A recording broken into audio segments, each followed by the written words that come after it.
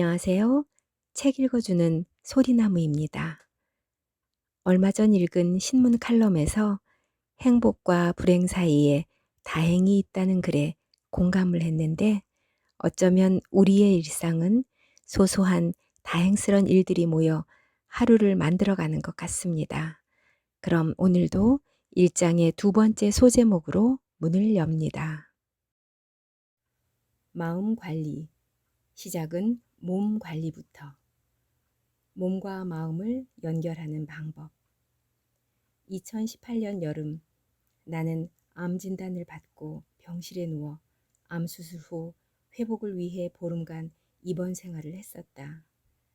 지금 스스로에게 다시 입원한다면 그때처럼 용기 있게 버텨낼 수 있을까? 라고 묻는다면 곧바로 그럼 당연하지 라고 대답하기 어려울 만큼 무서운 기억이다. 내 인생 최대의 위기 상황이었다.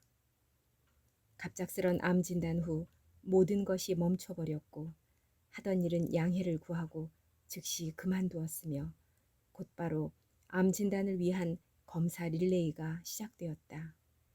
곧 암 판정을 받았고 보름 안에 진단과 수술이 모두 끝났다.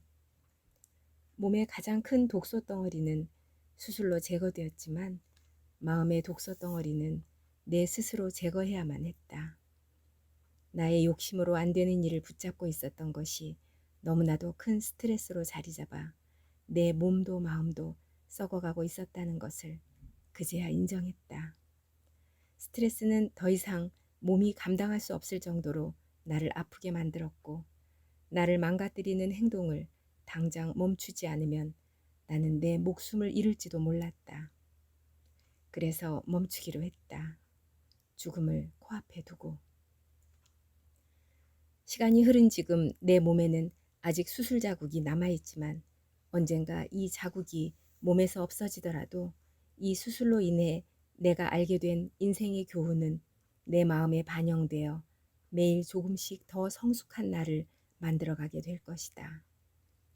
삶에서 일어나는 모든 일들이 나에게 자산이 될 수 있다고 믿는다. 그것을 어떻게 해석해서 내 삶에 반영할 것인가? 그래서 나는 또 어떠한 모습으로 변화할 것인가? 그 방향키는 다른 누가 아닌 바로 내가 가지고 있다. 몸속 호르몬이 변화하면 나의 뇌는 이미 내가 변하고 있다는 것을 알아챈다. 그동안 나를 천대하고 하대하고 뒷순위로 밀었던 습관은 언제든 나의 자유의지로 바꿀 수 있는 영역이라는 의미다. 거창할 것은 필요 없다. 무리하면 오히려 해가 된다. 하루 5분 근력 운동이나 스트레칭이면 충분하다. 조금 더 익숙해지면 20분, 40분, 60분 정도 하는 운동도 할만해진다. 그러다 어느 날은 좀 뛰고 싶어지기도 한다. 그러면 줄넘기를 하다 20분이 후딱 지나가는 날도 온다. 그렇게 내 몸의 온도를 조금씩 높이다 보면 자연스럽게 나 스스로를 아껴주는 마음이 드러나기 시작한다. 지금까지 방치한 나의 몸과 그런 나를 원망하던 나의 마음이 서로 화해하기 시작한다. 그렇게 나의 몸과 마음은 서로 연결된다.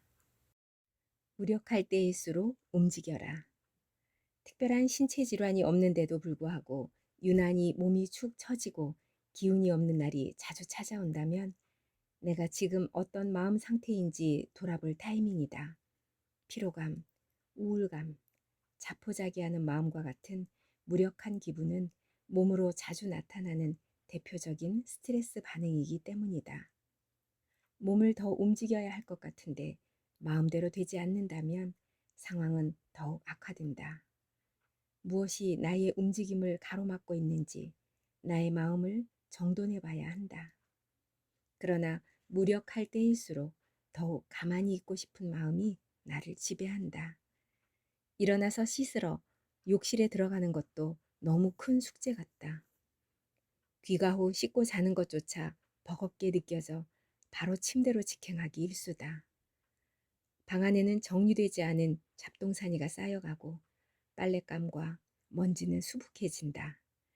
그 안에서 먹고 마시고 숨쉬고 살아가면서 체지방은 늘어가고 몸은 더욱 무거워진다. 생존의 기본인 위생관리조차 귀찮아지는 자신이 되어가는 것이다.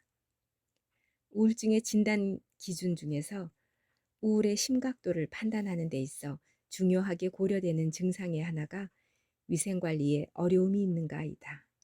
즉, 우울증이 심할수록 위생관리가 안 되고 있는 경우가 많다는 뜻이다. 머리를 일주일 이상 감지 않은 듯 보이거나 방 안에서 퀴퀴한 냄새가 나는 등 제3자가 보기에도 위생관리가 안 되고 있다면 우울증을 의심해 볼 필요가 있다. 몸 관리는 마음 관리와 연결된다. 건강을 위해서는 눈에 보이지 않는 마음을 관리하는 것보다 몸 관리를 하는 것이 더욱 빠른 방법이기도 하다. 몸을 조금씩 움직이다 보면 내가 나의 몸을 돌볼 수 있겠다는 마음이 조금씩 쌓이면서 몸도 돌봄받는데 익숙해진다. 마음의 힘이 자연스럽게 몸에 스며들게 되는 것이다. 예를 들어 하루 5분의 스트레칭을 매일 반복하면 몸 쓰는 경험이 축적되어 내가 몸을 쓸 줄 아는 사람이라는 자기 효능감이 느껴진다. 나의 뇌도 이를 인지하기 시작한다. 지금 이 책을 읽고 있다면 자신을 챙기고 싶은 마음이 내 안에 있다는 증거다. 내 몸을 챙기는 것이 내 마음, 더 나아가 나 자신을 돌보는 일이라는 사실만큼은 잊지 않고 오늘을 살아보자. 패스트푸드나 인스턴트 음식, 자극적인 맛의 배달 음식과 온갖 달콤함을 즉각적으로 선사하는 디저트가 유혹해 오더라도 이제부터는 그것에 저항하자. 단박에 끊기는 어렵다.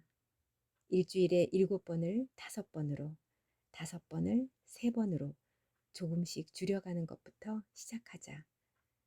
당장의 쾌락도 필요할 때가 있으나 긴 안목으로 보면 자신을 돌보는 것이 더 중요하다. 습관처럼 배달 어플을 누르는 나에게 의식적으로 이렇게 자문해보자.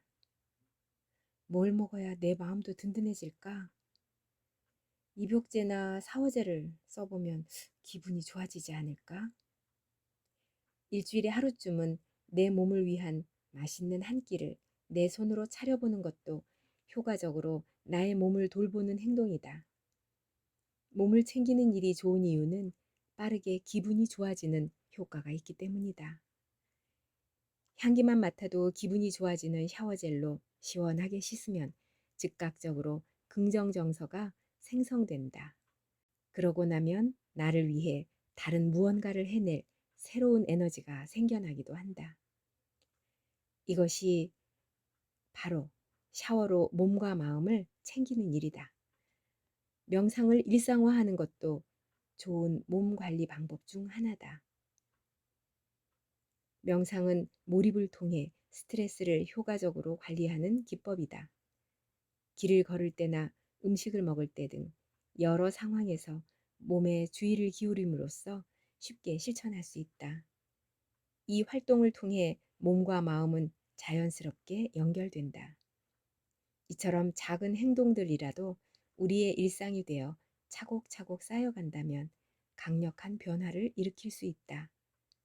얼마 후에는 막막할 때 자신을 위해 무엇을 해줄 수 있을지 빠르게 생각할 수 있게 될 것이다. 그렇게 나를 챙기는 일이 일상의 우선순위가 되어갈수록 내가 나를 보며 흐뭇해지는 날들이 점점 자주 찾아온다. 감사합니다. 오늘 제 마음에 와닿은 한 줄의 글은 몸 관리는 마음 관리와 연결된다입니다. 작가님은 힘들고 어려운 암 치료를 통해서 진정한 몸과 마음의 치유가 일어나 지친 마음을 위로하는 치유의 심리학이 탄생한 것 같습니다. 오늘 나 자신을 토닥이며 수고했다고, 여기까지 잘 왔다고 말해주면 어떨까요? 그럼 다음 영상에서 뵙겠습니다.